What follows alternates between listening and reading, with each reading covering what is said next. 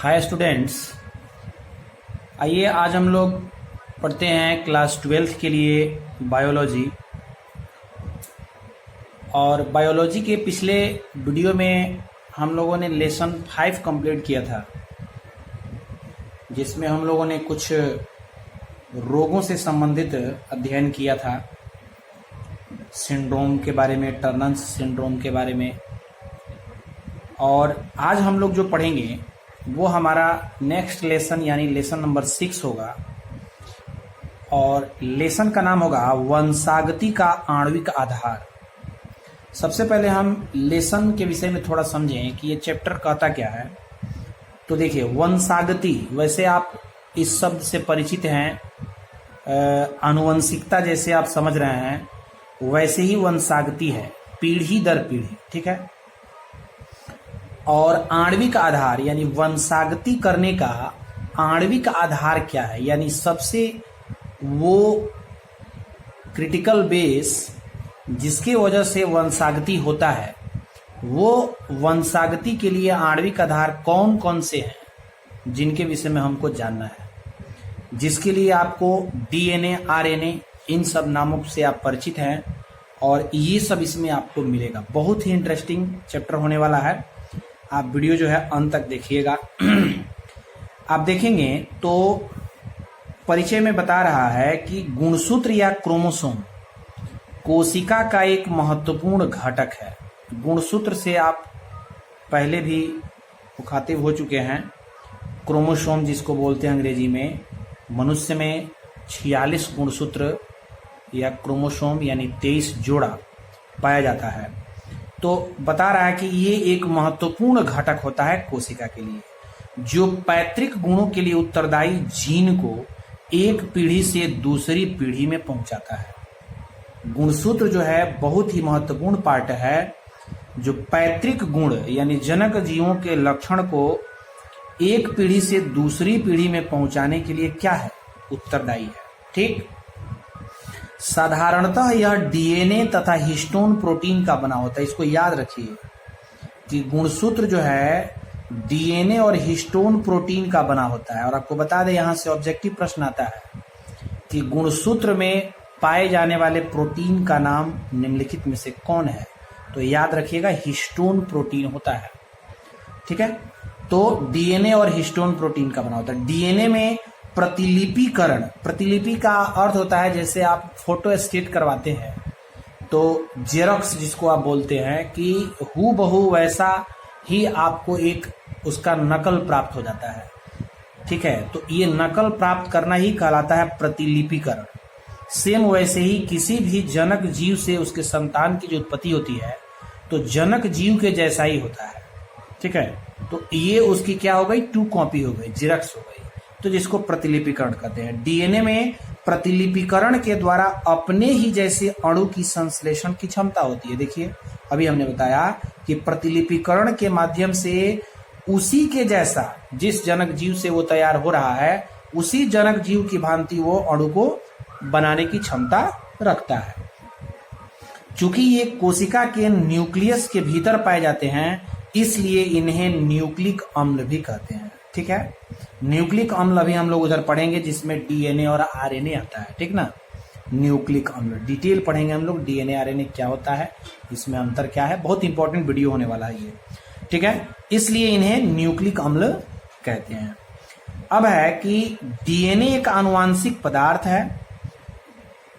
Transformation जैसे प्रयोग से यह सिद्ध हो गया है कि डीएनए ही आनुवांशिक गुणों एवं लक्षणों का भंडार है। बात सही है। आप नीचे क्लास में भी ये पढ़े होंगे कि डीएनए ही आनुवांशिक गुण को अपने अंदर रखता है, लक्षणों को रखता है और अन्य पीढ़ी में ट्रांसफर करता भी है, ठीक है। तो ये डीएनए से संबंधित बातें हैं। तो इस वीडियो में आपको हम इंपॉर्टेंट बात बताने जा रहे हैं, और वो हम लोग अभी देखेंगे। वो क्या है, वो इंपॉर्टेंट टॉपिक है न्यूक्लिक अम्ल, ठीक है। वो आपको दिखाई दे रहा होगा, न्यूक्लिक अम्ल एवं पॉलीन्यूक्लियोटाइड, ठीक है। तो न्यूक्लिक अम्ल बेसिकली क्या होता है, इसको हम लोग आज विशेष तरीके से और समझेंगे और इसमें कौन कौन से ऐसे पार्ट हैं।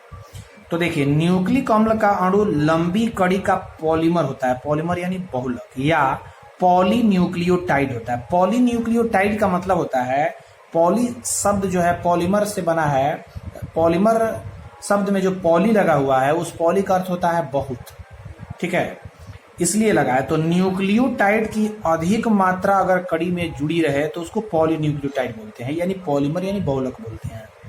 होता है जिनमें अनेक न्यूक्लियोटाइड्स के मोनोमर इकाई, देखिए मोनोमर मतलब होता है जिसमें सिर्फ एक अणु हो, उसको मोनोमर बोलते हैं। मोनो मीन्स एक होता है, केमिस्ट्री में आप याद करिए। और पॉली का अर्थ होता है अधिक, ठीक है। पॉलीमर बहुलक को बोलते हैं और मोनोमर एकलक को बोलते हैं। मोनोमर इकाइयां होती हैं। प्रत्येक न्यूक्लियोटाइड 3 प्रकार के पदार्थों के अणुओं से बना होता है। कौन कौन होता है वो? शर्करा होता है, फास्फेट होता है और नाइट्रोजनी क्षारक होता है। नाइट्रोजनी क्षारक को बेस भी बोलते हैं, नाइट्रोजनी बेस, ठीक है। नाइट्रोजनी बेस जो है 2 प्रकार के होते हैं, जिन्हें प्यूरिन और पायरिमिडीन कहते हैं। ये आपको पीछे भी मिला था जैव अणु जब हम लोग पढ़ रहे थे। कहते हैं प्यूरिन 2 प्रकार के होते हैं, एडेनिन तथा ग्वानिन। ध्यान दीजिएगा, प्यूरिन 2 तरह का है, एडेनिन एस से इंडिकेट किया जाता है तथा ग्वानिन जी से। इसी प्रकार पायरिमिडीन 2 तरह का होता है, एक होता है थाइमिन जिसको टी से, और दूसरा होता है साइटोसिन जिसको सी से इंडिकेट करते हैं। हम लोग हेडिंग पढ़ रहे हैं क्या? न्यूक्लिक अम्ल। तो बात आती है कि न्यूक्लिक अम्ल 2 प्रकार के होते हैं और बहुत ही इंपॉर्टेंट है ये आपको प्रकार कि कौन कौन से ये प्रकार हैं। वो प्रकार क्या है? तो डीएनए है और आरएनए है। इस शब्द से आप पहले से भी परिचित हैं। DNA deoxy ribo nucleic acid होता है इसका फुल फॉर्म, और आरएनए राइबो न्यूक्लिक एसिड होता है। ध्यान देंगे तो न्यूक्लिक एसिड, न्यूक्लिक अम्ल को बोलते हैं अंग्रेजी में न्यूक्लिक एसिड, वही इसका प्रकार है आपको डीएनए और आरएनए, ठीक है। तो अब हम लोग न्यूक्लिक अम्ल के घटक जैसे अभी पढ़े कौन कौन? शर्करा है, फास्फेट है और नाइट्रोजनी क्षारक है। ये 3 मुख्य रूप से पाए जाते हैं। अगला हम लोग इसका इंपॉर्टेंट, यहाँ पे आप समझ पा रहे हैं कि नहीं? न्यूक्लिक अम्ल के विषय में ये जानकारी है, न्यूक्लिक अम्ल क्या होता है, ठीक है। न्यूक्लिक अम्ल में ये आपको इकाइयां हैं, शर्करा, फास्फेट और नाइट्रोजनी क्षारक। इसमें प्यूरिन और पायरिमिडीन पाए जाते हैं। प्यूरिन पायरिमिडीन 2-2 करके यानी 4 पार्ट हो गया। न्यूक्लिक अम्ल 2 तरह का होता है, डीएनए और आरएनए। अब हम लोग जानेंगे कि डीएनए और आरएनए में अंतर क्या है, ठीक है। डीएनए क्या होता है और आरएनए क्या होता है, आइए देख लेते हैं। तो आपको दिख रहा होगा हेडिंग है, और बहुत ही इंपॉर्टेंट हेडिंग है कि डीएनए और आरएनए में अंतर। ये प्रश्न जो है बहुतों बार पूछ चुका है एग्जाम्स में, ठीक ना। तो इसको आप थोड़ा विशेष तरीके से ध्यान देंगे। डीएनए और आरएनए में अंतर क्या है? देखिए 2 पार्ट बांटे गए हैं डीएनए और आरएनए का। अब देखेंगे डीएनए में क्या बताया जा रहा है। फर्स्ट पार्ट, यह मुख्यतः केंद्रक के क्रोमोसोम में पाया जाता है। कोशिका जो आप पढ़ते हैं 9th क्लास में, तो इससे संबंधित बहुत सारी बातें मिली थी आपको।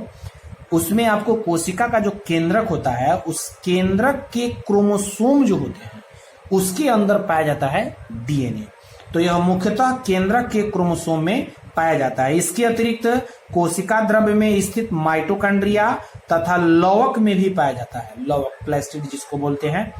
तो डीएनए मुख्य रूप से क्रोमोसोम, कोशिका द्रव्य, माइटोकॉन्ड्रिया और लवक में पाया जाता है। दूसरा इधर आपको देख रहे हैं आरएनए के विषय में बता रहा है, यह कोशिका द्रव्य एवं केंद्रिका में पाया जाता है। ध्यान दीजिएगा, यह लवक में नहीं पाया जाता, ठीक है। केंद्रक के अंदरूनी पार्ट जो होता है केंद्रिका, उसके अंदर पाया जाता है, और कोशिका द्रव्य में पाया जाता है। ध्यान दीजिएगा, दोनों में सिमिलर ये है कि कोशिका द्रव्य और कोशिका द्रव्य, ठीक ना।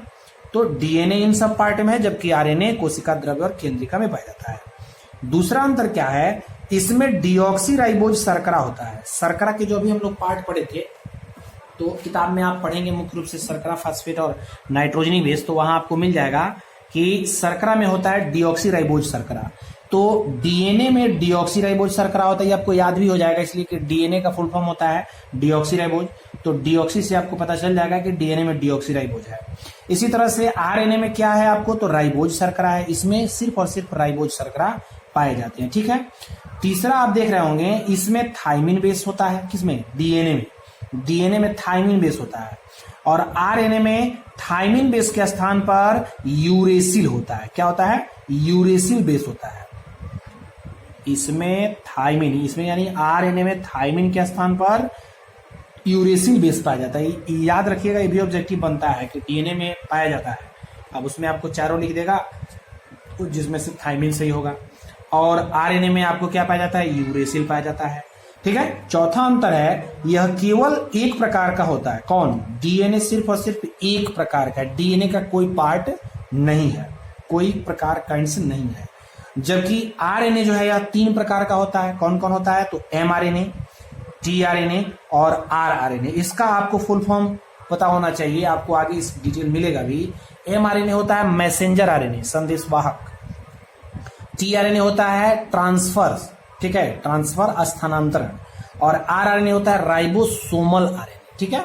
तो ये 3 तरह का है कौन? आरएनए। जबकि डीएनए सिर्फ और सिर्फ एक तरह का होता है। 5वां नंबर दिया गया है कि यह सदैव आनुवांशिक सूचनाएं देता है। कौन? डीएनए सिर्फ और सिर्फ आनुवांशिक सूचना को ही देता है। आनुवांशिक सूचना मैसेज क्या है? ये देता है सिर्फ डीएनए। और आरएनए कभी कभी आनुवांशिक सूचना भी देता है और मुख्यतः यह प्रोटीन का संश्लेषण करता है। याद रखिए, आरएनए मुख्य रूप से प्रोटीन का संश्लेषण करता है। ठीक है। आरएनए मुख्य रूप से प्रोटीन का संश्लेषण करता है और डीएनए आनुवांशिक सूचना देता है। 6ठा नंबर आपको अंतर दिख जाएगा कि इसमें आणविक भार अधिक होता है। किसमें? डीएनए का आणविक भार जो होता है वो अधिक होता है। इसमें अधिकतर अणु पाए जाते हैं, पॉलीमर होता है। जबकि आणविक भार डीएनए की तुलना में बहुत कम होता है। किसका? आरएनए का। यानी आप ऐसे याद रखिए कि डीएनए ज्यादा भारी है जबकि आरएनए उसकी तुलना में कम भारी है। ठीक है। तो ये आपको डीएनए और आरएनए में अंतर है। तो आज ये मुख्य रूप से आपको डीएनए क्या होता है, न्यूक्लिक अम्ल क्या होता है, इससे संबंधित हम लोगों ने बात किया। नेक्स्ट वीडियो में आपको हम डीएनए की संरचना क्या है, स्ट्रक्चर ऑफ डीएनए, इससे संबंधित हम लोग बात करेंगे। और आपको बता दें, ये अब चैप्टर जो है बहुत ही इंपॉर्टेंट होने वाला है, ये आप सबको समझना चाहिए।